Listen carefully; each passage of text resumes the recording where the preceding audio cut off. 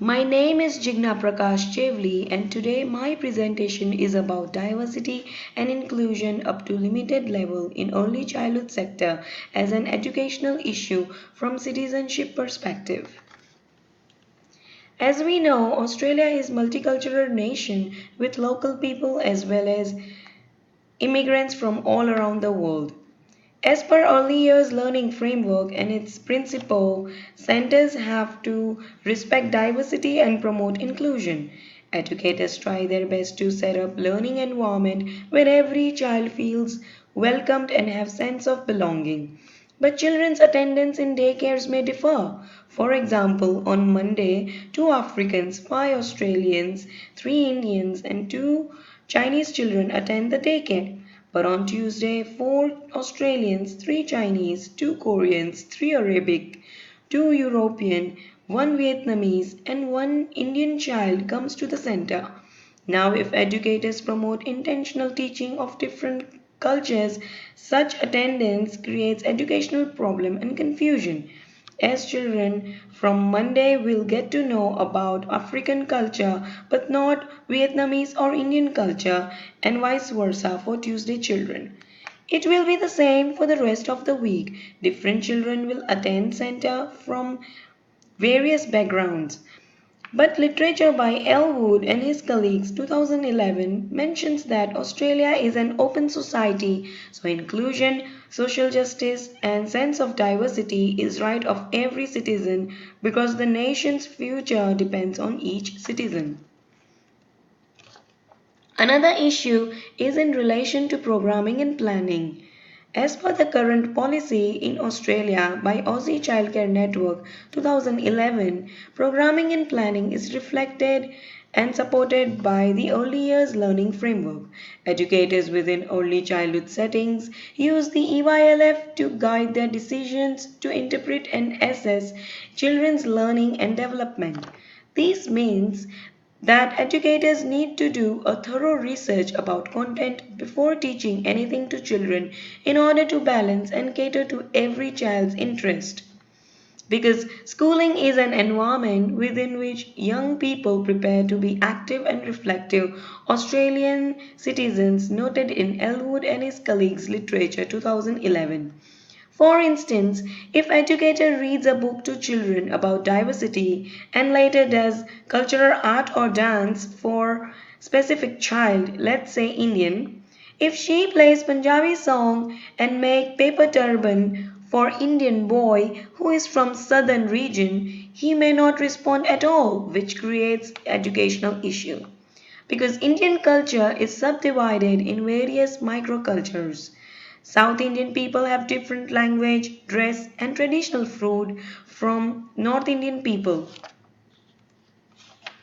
After analyzing planning and programming, a clear relationship between education and citizenship is noticed.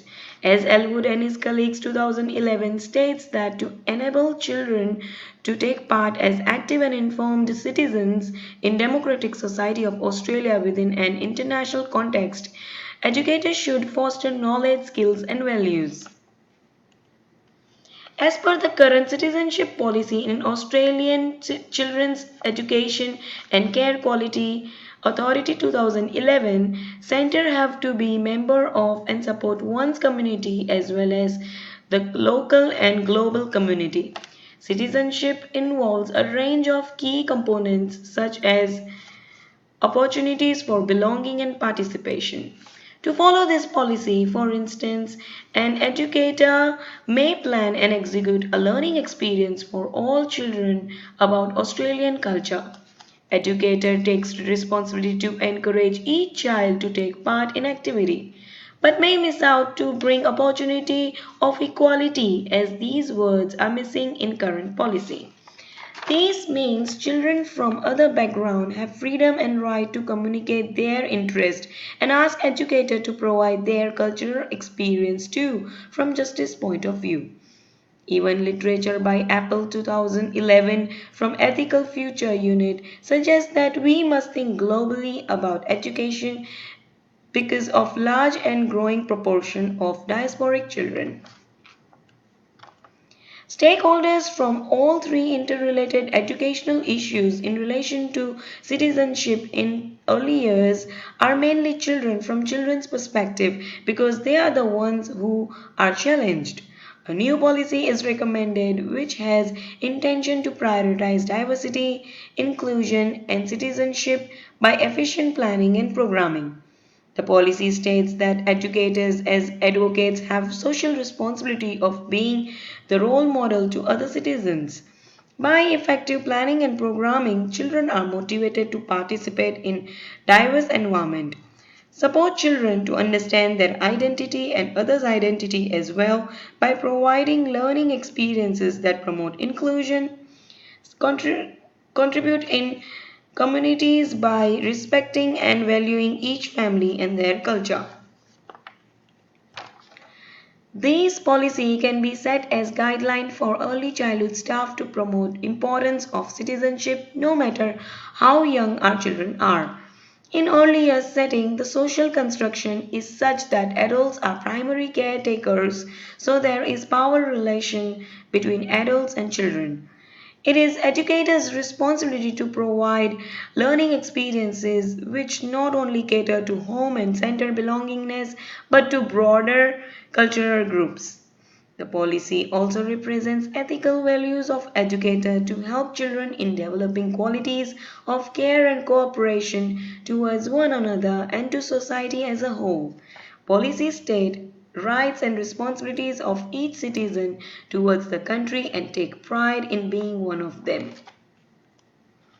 Here is the reference list for this presentation and thank you for listening.